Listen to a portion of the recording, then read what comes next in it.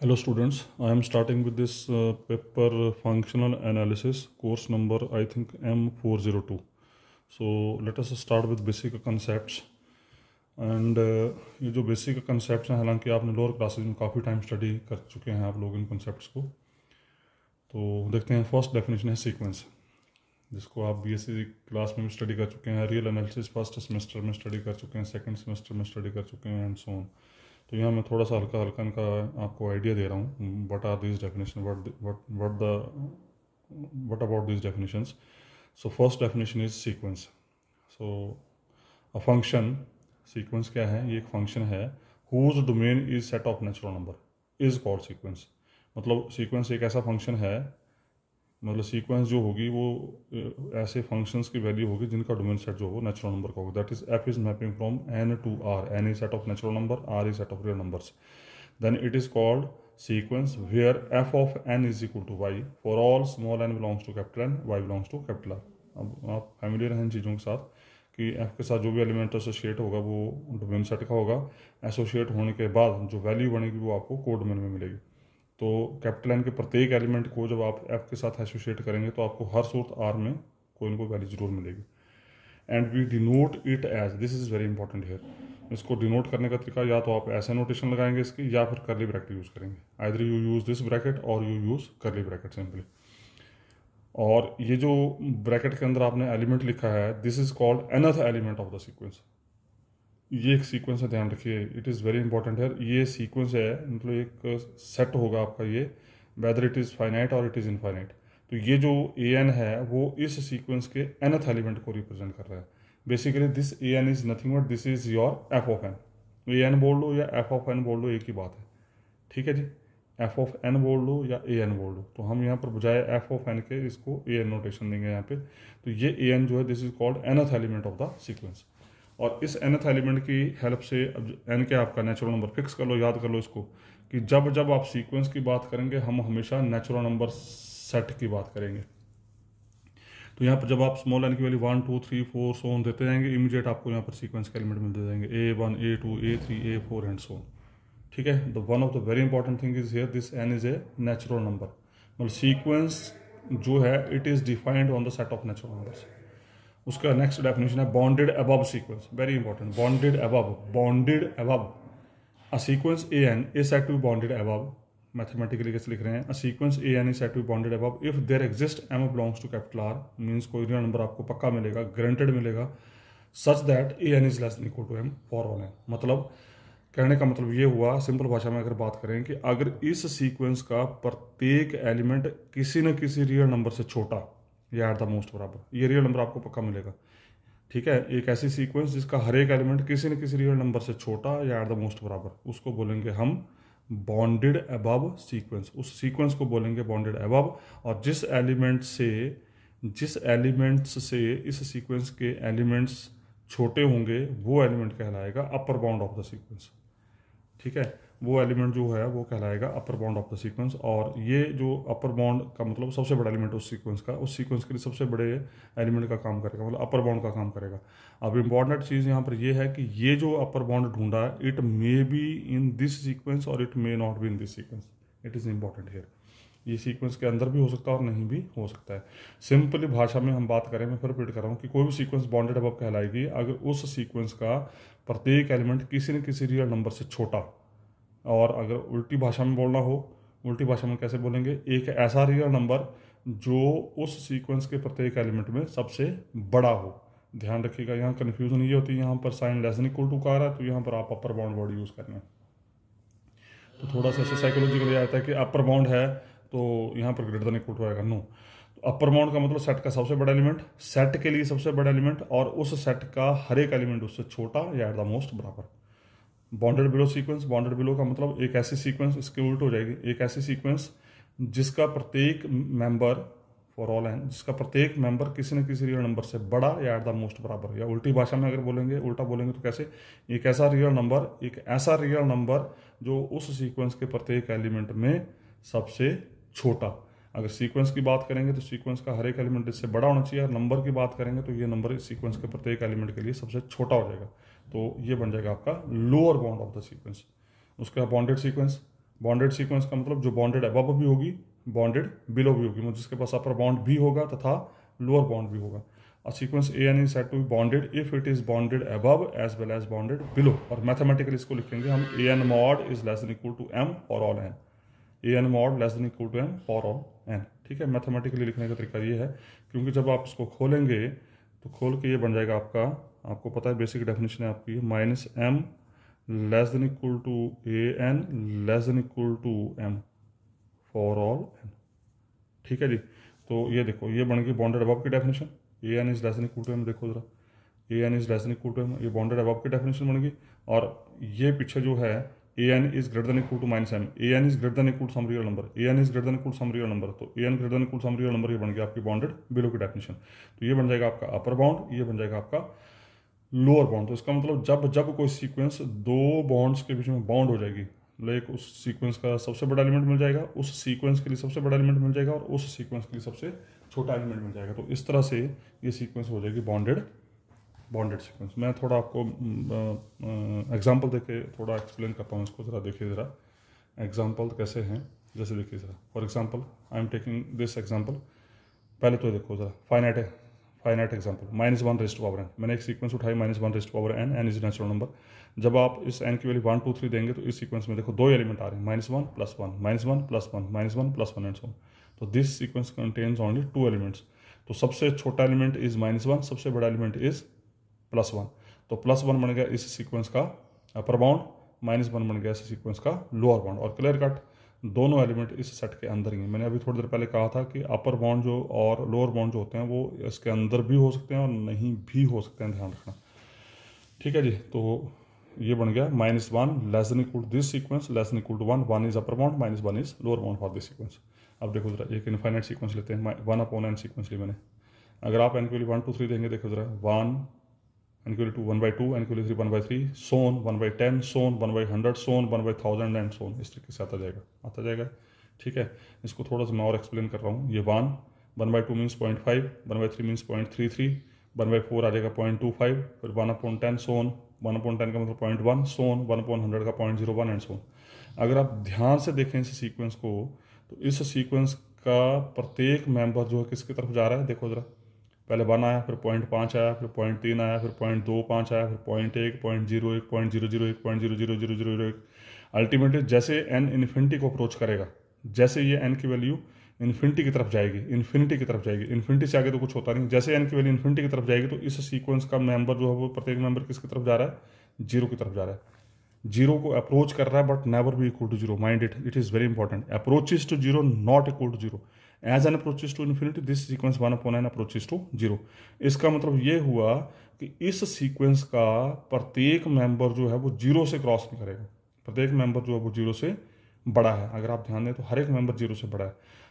Infinity last n की value infinity होगी तो इसका मतलब इस सीक्वेंस की लास्ट वैल्यू जो 0 को अप्रोच करेगी, लेकिन इन्फिनिटी से आगे कुछ होगा नहीं तो इसका मतलब इस सीक्वेंस के मेंबर जो 0 से आगे नहीं जाएंगे। तो इसका मतलब क्या हुआ, इस सीक्वेंस का प्रत्येक मेंबर जो है वो 0 से बड़ा, मतलब रिवर्स डायरेक्शन में बात करूं तो 0 आपको एक ऐसा एलिमेंट मिल रहा है जो इस सीक्वेंस के प्रत्येक एलिमेंट में सबसे छोटा। ठीक है जी, और क्लियर कट ये 0 इस सेट के अंदर नहीं है। तो इस सीक्वेंस का प्रत्येक एलिमेंट 0 से बड़ा, तो 0 बन गया इसका lower bound, means this sequence is bounded below by 0। अब दूसरा देखो जरा, clear cut 1 is the member of this sequence which is greater than every member of this sequence. अगर आप देखें ध्यान से तो इस सीक्वेंस के प्रत्येक एलिमेंट में 1 सबसे बड़ा एलिमेंट है, और सेट के अंदर पड़ा है। तो sequence 1/n is less then 1, set के अंदर है तो इक्वल टू का साइन आ गया। 0 सेट के अंदर नहीं था तो यहाँ पर इक्वलिटी का साइन नहीं आया। और जो एक और बड़ी इंपॉर्टेंट बात है यहाँ पर, इक्वलिटी आए ना आए doesn't matter, but inequality must occur here, it is very important. Inequality आपके हर सूत्र मिलना चाहिए, इक्वलिटी मिले ना मिले कोई दिक्कत नहीं। हाँ, एलिमेंट सेट के अंदर होगा तो इक्वलिटी मिल जाएगी, एलिमेंट सेट के अंदर नहीं होगा तो इक्वलिटी नहीं मिलेगी। ठीक है जी, तो अल्टीमेटली बोलने का मतलब ये हुआ कि जैसे n इन्फिनिटी को अप्रोच करे तो ये सीक्वेंस 0 को अप्रोच कर रही है, मतलब इस सीक्वेंस का प्रत्येक मेंबर जो है वो 0 की तरफ जा रहा है, लेकिन 0 को एक्सीड नहीं करेगा। तो ultimately 0 is the lowest element of this sequence, मतलब 0 जो है वो इस सेट के लिए सबसे छोटे एलिमेंट का काम कर रहा है। मतलब इस सीक्वेंस में सबसे इस सीक्वेंस का प्रत्येक मेंबर 0 से बड़ा, तो इसका 0 बन गया आपका लोअर बाउंड। ये ध्यान रखना खास, बड़ा बोल रहा हूँ तो लोअर बाउंड है, छोटा बोल रहा हूँ तो अपर बाउंड है, खास ध्यान रखना, कन्फ्यूजन होती है बड़ी ज़बरदस्त यहाँ पे। तो जो सबसे छोटा, अगर एलिमेंट की बात करेंगे तो सबसे छोटा होना चाहिए, अगर सीक्वेंस की बात करेंगे तो सीक्वेंस का हर एक एलिमेंट बड़ा होना चाहिए उस एलिमेंट से, तो वो एलिमेंट बन जाएगा लोअर बाउंड। और अपर बाउंड में सेट, अगर एलिमेंट की बात करेंगे तो सबसे बड़ा, अगर सीक्वेंस की बात करेंगे तो सीक्वेंस का प्रत्येक एलिमेंट उससे छोटा। ठीक है जी, तो ये बन गया अपर बाउंड, ये बन गया लोअर बाउंड। उसी तरीके से फिर आगे है नेक्स्ट जो है डेफिनेशन, वो है हमारी लीस्ट अपर बाउंड। अब लीस्ट अपर बाउंड को LU भी बोलते हैं, सुप्रीमम भी बोलते हैं, आपकी इच्छा है।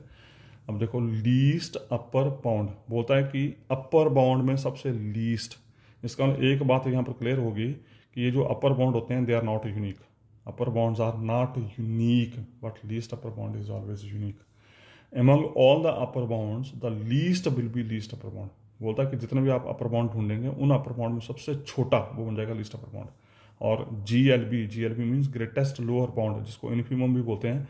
Among all the lower bounds the greatest will be greatest lower bound, जितने भी लोअर बाउंड होंगे उन लोअर बाउंड में सबसे बड़ा बन जाएगा greatest lower bound. For example देखिए, जैसे ये एग्जाम्पल है आपके पास, जैसे सीक्वेंस 1/n अभी आपने देखी, इस सीक्वेंस का प्रत्येक मेंबर 1 से छोटा, मतलब 1 इस सीक्वेंस के प्रत्येक एलिमेंट में सबसे बड़ा, मतलब इस सीक्वेंस का प्रत्येक मेंबर 1 से छोटा। ये हर एक एलिमेंट जो है वो, ये जो है ऊपर आपने सीक्वेंस लिखी थी, इस सीक्वेंस का प्रत्येक मेंबर जो है वो 1 से छोटा है।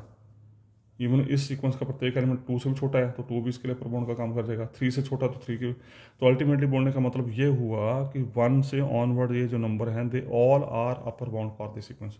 मतलब अगर मैं ये बोल दूं कि बजाय sequence 1/n less than equal to 1 लिखने के, if we write sequence 1/n is less than 10, less than 11, less than 100, तो ये गलत नहीं होगा।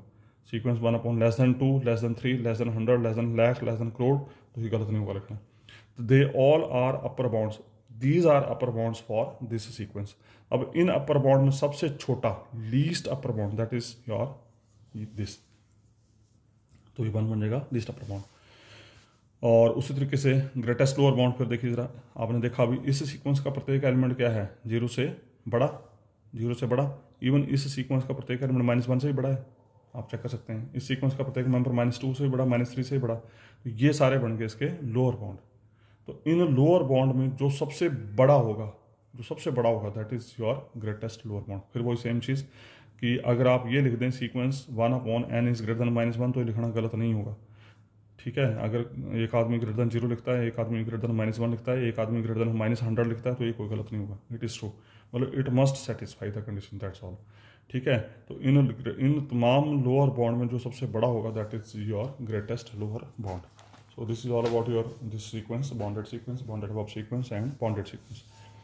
उसका नेक्स्ट डेफिनेशन है मीट्रिक स्पेस। हालांकि आप इसको काफ़ी स्टडी कर चुके हैं कहीं टोपोलॉजी में, तो मैं हल्का सा आइडिया दे रहा हूँ। ये भी एक फंक्शन है D mapping from x cross x। अब आपको ये पता है this is Cartesian product of two sets 2R is set to metric if these are the 4 properties. Number 1, D of x, y is greater than equal 0, इसको distance function भी बोलते हैं हम। 2 पॉइंट्स के बीच का distance is always positive. D of x, y equal 0, अगर 0 लेंगे तो ये तभी 0 होगा जब दोनों पॉइंट कंसाइड करेंगे, if and only x equal to y। तीसरी condition, D of x, y equal D of y, x, again 2 points के बीच का डिस्टेंस, x और y के बीच का डिस्टेंस और y और x के बीच का डिस्टेंस इट इज सेम। और चौथी प्रॉपर्टी, इसको बोलते हैं हम सिमेट्री, और चौथी इसको बोलते हैं rectangular property. D of x, y less than equal D of x, z plus D of z, y। मतलब अगर x और y के बीच में हम कोई पॉइंट लेंगे, देखिए जरा ऐसे करके, ये एक लाइन ली मैंने, 2 पॉइंट्स, ये ले ली मैंने x पॉइंट, ये ले ली मैंने y पॉइंट। ठीक है जी, अगर तीसरा पॉइंट z मैं इसी लाइन के ऊपर लूँ तो ये बन जाएगा distance between x and y is equal to distance between x and z plus distance between z and y, then equality occurs. अगर z पॉइंट में थोड़ा ऊपर ले लूँ या नीचे ले लूँ तो ये ट्रायंगल बन जाएगी यहाँ पे। तो उस केस में distance between x and y is always less than distance between x and z plus distance between z and y। तो अगर आप देखें इस प्रॉपर्टी को ध्यान से, तो यहाँ पर less than and equal to का साइन है। तो बोलने का मतलब अगर ये तीनों पॉइंट कोलिनियर होंगे तो इक्वल टू का साइन आ जाएगा, अगर तीनों पॉइंट नॉन कोलिनियर होंगे तो उस केस में हमेशा लेस देन का साइन आएगा।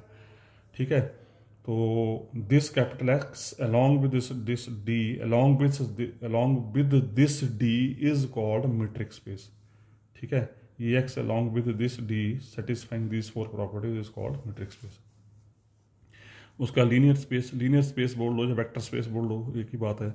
If v is a vector space over a field f of reals then v is called real linear space। आपको पता होना चाहिए vector space, you have studied most of the time. Vector space has 10 properties, अगर आपको याद हो। पहली 5 properties जो होती हैं under the operation of addition वो एबेलियन ग्रुप होता है। उसके बाद सेकंड जो प्रॉपर्टी है which is one of the very important property of this vector space कि it must be closed under scalar multiplication. और उसके बाद फिर 4 प्रॉपर्टीज आपकी और हैं आगे। तो जो भी स्पेस उन 5 + 1 + 4 10 प्रॉपर्टीज को सेटिस्फाई करता है उसको हम बोलते हैं वेक्टर स्पेस। ठीक है, अगर आपकी फील्ड है रियल नंबर्स की तो उसको बोलेंगे हम रियल लीनियर स्पेस, ये फील्ड। और अगर फील्ड है कॉम्प्लेक्स तो उसको बोलेंगे हम कॉम्प्लेक्स लीनियर स्पेस।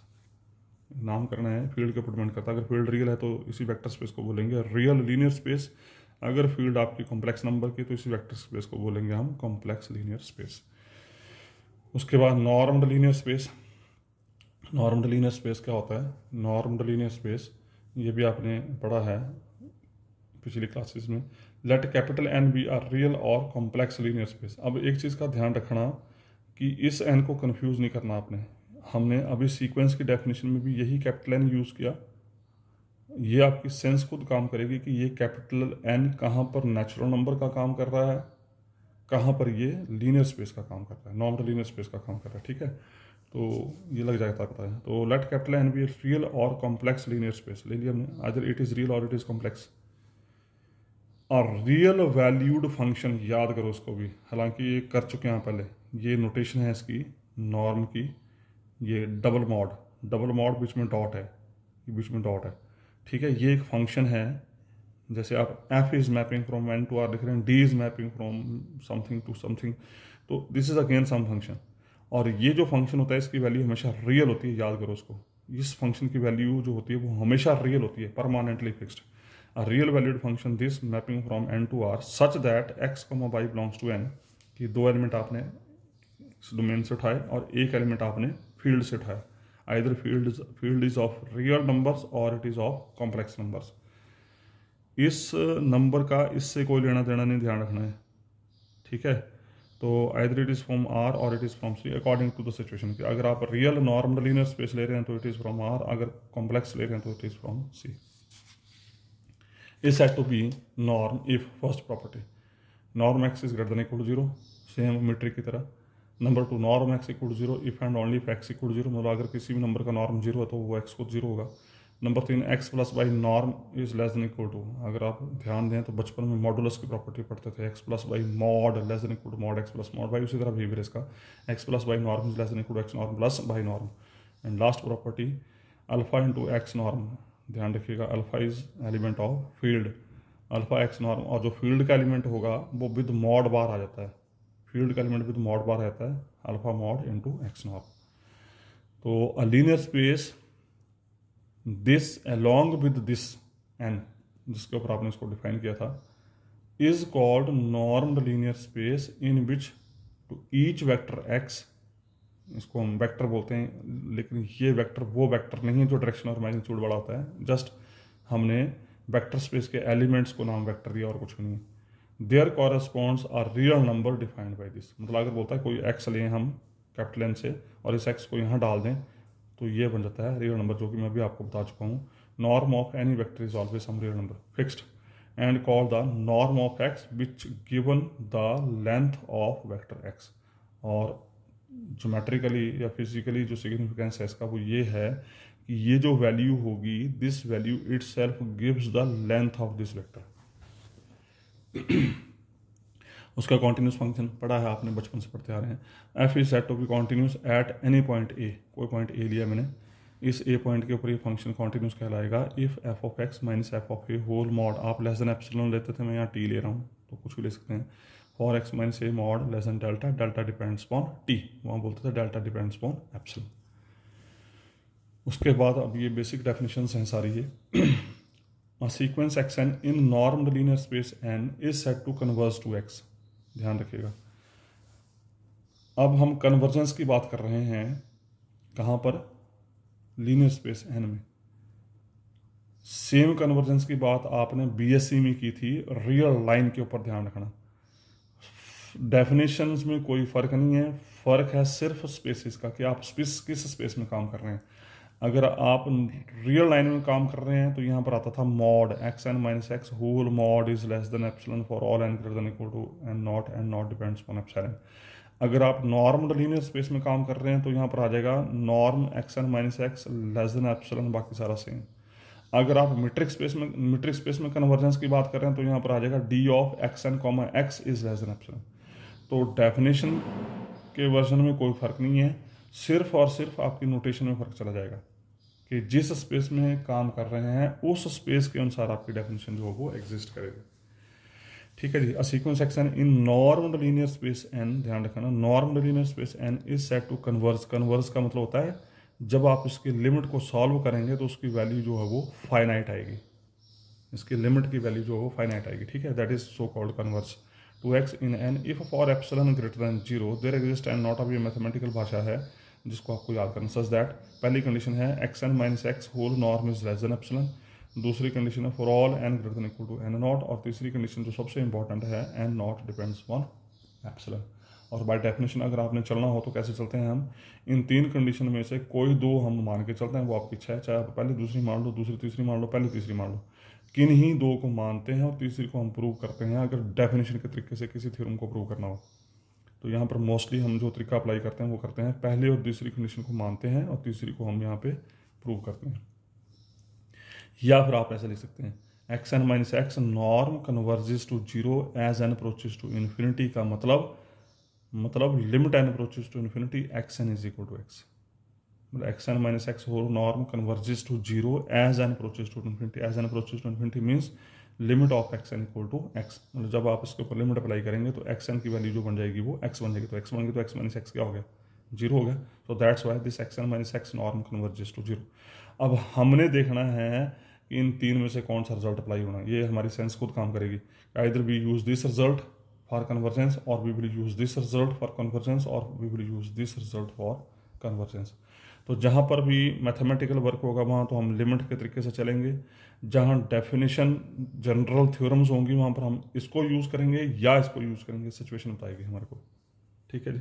उसके बाद a sequence action in normed linear space is set to be Cauchy sequence. Very important, very very important Cauchy sequence. देखो यहाँ पर हमने बोला था कि कोई भी सीक्वेंस किसी नंबर को कन्वर्स करेगी। अब ये नंबर इसमें हो भी सकता है और नहीं भी हो सकता है। जैसे मैंने अभी थोड़ी देर पहले आपको एग्जांपल दिया था सीक्वेंस 1/n कन्वर्जेस टू 0, लेकिन जिसको कन्वर्स कर रही थी वो 0 इस सीक्वेंस के अंदर नहीं था। But in case of Cauchy sequence ये भी कन्वर्ज ही करती है, पर इसकी खासियत क्या है? ये कॉची सीक्वेंस की खासियत क्या होती है? ये जिसको कन्वर्स करती है वो इसी के अंदर होना चाहिए, वो एलिमेंट इसी के अंदर होना चाहिए। In set of Cauchy sequence if for epsilon greater than 0 there exist a positive integer and not such that x n minus x m whole norm is less than epsilon. ये एक्सएम जो है वो इसी सीक्वेंस का कोई एलिमेंट है for all n comma m greater than equal to n not depends on epsilon. या फिर वही सेम चीज़, ये आ गई आपकी थ्योरेटिकल डेफिनेशन और ये आ गई mathematical definition. X n minus x m norm converges to 0, मतलब एक्सएन अपने किसी एलिमेंट को कन्वर्स करती है। ठीक है, तो एक्सएन अगर एक्सएम को कन्वर्स कर रही है तो यहाँ पर एक्सएम आ जाएगा, एक्सएम माइनस एक्सएम 0 हो जाएगा। ये लिखा मैंने नीचे। रियल लाइन में काम कर रहे हैं तो हम मॉडुलस यूज़ करते हैं, याद कर लो। अगर आप नॉर्म लीनियर स्पेस में काम कर रहे हैं तो आप नॉर्म यूज़ करते हैं। अगर आप मीट्रिक स्पेस में काम कर रहे हैं तो यहाँ पर आप d of x n comma x m use करते हैं, ध्यान रखना।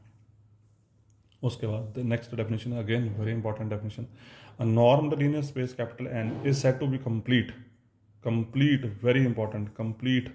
कोई भी स्पेस कंप्लीट कहलाएगा if every Cauchy sequence in capital N converges to an element in capital N. मतलब बोलने का कि अगर नंबर 1 मैं सीधा बताता हूँ, पहला स्टेप कि जिस स्पेस को कंप्लीट प्रूव करना है वहाँ पर एक कॉची सीक्वेंस उठाओ, this is first step. Number 2, prove करो कि ये सीक्वेंस कन्वर्ज करती है। मैंने क्या बोला, जिस स्पेस को कंप्लीट प्रूव करना है, जिस स्पेस को कंप्लीट प्रूव करना, वहाँ कॉची सीक्वेंस उठाओ, फिर प्रूव करो कि वो कॉची सीक्वेंस कन्वर्ज करती है। नंबर 3, फिर प्रूव करना है कि ये सीक्वेंस जिसको कन्वर्ज करती है ये नंबर भी उसी स्पेस में है जिस स्पेस में आपने कॉची सीक्वेंस उठाई। नंबर 1, जिस स्पेस को कंप्लीट प्रूव करना वहाँ कॉची सीक्वेंस उठाओ। नंबर 2, प्रूव करो वो कॉची सीक्वेंस कन्वर्ज करती है। नंबर 3, फिर प्रूव करना है कि वो सीक्वेंस जिसको कन्वर्ज करती है वो मेंबर उसी स्पेस में है जिस स्पेस में आपने कॉची सीक्वेंस उठाई। तो this is the meaning of this language. A normed linear space capital N is said to be complete if every Cauchy sequence in capital N converges to an element in capital N। ध्यान रखना, every Cauchy sequence, जिस space को complete करना है prove, उस space की हर एक Cauchy sequence जो है नंबर 1 वो कन्वर्ज करनी चाहिए। नंबर 2, जिसको वो कन्वर्ज करेगी वो एलिमेंट भी उसी स्पेस में होना चाहिए जिस स्पेस से आपने Cauchy सीक्वेंस उठाई। उसका number 4, complete normed linear space. दो चीज़ें हैं, number 1 complete, number 2 normed linear space. और नॉर्म्ड लीनियर स्पेस का मतलब वो 4 properties, norm x is greater than equal to 0, norm x equal to 0 if and only if x equal to 0 and so on. ठीक है, complete normed linear space is said to be Banach space, और इसकी study अब चलेगी हमारी आगे further. तो बोलता है कि जो भी स्पेस नंबर 1 का कंप्लीट होगा, नंबर 2 नॉर्म्ड लीनियर स्पेस होगा, उसको बोलेंगे हम बनाक स्पेस। तो इसका मतलब पहले आपको नॉर्मल लीनियर स्पेस की 4 प्रॉपर्टीज चेक करनी है, दे मस्ट एग्जिस्ट, फिर उसके बाद प्रूव करना है कि वो कंप्लीट है। और कंप्लीट प्रूव करने का तरीका अभी बताया मैंने आपको, जिसको कंप्लीट प्रूव करना वहाँ कॉची सीक्वेंस उठाओ। नंबर 2, वो कॉची सीक्वेंस कन्वर्स करनी चाहिए। नंबर 3, वो कॉची सीक्वेंस जिसको कन्वर्स करेगी वो भी उसी स्पेस में होना चाहिए जिस स्पेस से कॉची सीक्वेंस उठाई। उसका number 5, let small p be any real number which is greater than 0, we define L P, ये भी एक स्पेस है, एल बीच में पी, एल पी या ऐसे लिखो एल पी क्लोज ब्रैकेट में 0,1, मतलब defined in this to be set of all real valued function. ध्यान रखिएगा, ये फिर एक सेट है, ये एक सेट है। कैसा सेट है, किसका सेट है, रियल वैल्यूड फंक्शंस का। एक तो ये फंक्शंस का सेट है, साथ में वो सारी की सारी वैल्यू रियल होंगी, which is defined on close interval 0 to 1, मतलब वैल्यू जो 0 और 1 के बीच में होंगी, या 0 होगी कम से कम और मैक्सिमम 1 होगी। सस्ता है। नंबर 1, पहली कंडीशन क्या है एलपी की। Number 1, F must be measurable function, F must be measurable function. अब मेजरेबल फंक्शन क्या होते हैं ये आप सेकंड सेमेस्टर रियल एनालिसिस में पढ़ चुके हैं, वहाँ पर आपने पूरा एक चैप्टर स्टडी किया था, measurable sets and measurable functions. दूसरी प्रॉपर्टी है एलपी की, इसमें जो भी एलिमेंट उठाएंगे नंबर 1 वो मेजरेबल होना चाहिए। नंबर 2, उसका norm at p must be equal to, ये इसकी डिफाइनिंग है, norm of f at p equal to 0 to 1 integration 0 to 1 f mod p whole raised power 1 by p. इस पूरे इंटेग्रल की पावर 1 बाई पी, ध्यान रखना, P power जो सिर्फ मॉड एफ की है और 1 बाई पी पावर पूरे इंटेग्रल की है, ये इसकी डिफाइनिंग है। ध्यान रखिए, एफ नॉर्म की डिफाइनिंग याद करो उसको, 0 to 1 f mod P rest power 1 by, जैसे मैंने यहाँ पर एफ के पैर में 2 लिख दिया तो क्या बन जाएगा 0 to 1 f mod 2 power 1 by 2। ठीक है, 3 लिख दिया, 0 to 1 f mod 3 power 1 by 3। It must be finite, less than infinity का मतलब होता है फाइनाइट, मतलब इस नॉर्म की वैल्यू जो है वो फाइनाइट होनी चाहिए। अगर ये फाइनाइट होगी देन वी से this is the member of this space LP. तो एलपी स्पेस की 2 प्रॉपर्टीज हैं। नंबर 1, इसमें जो भी मेंबर्स होंगे वो मेजरेबल होंगे, जो भी फंक्शन होंगे वो मेजरेबल होंगे।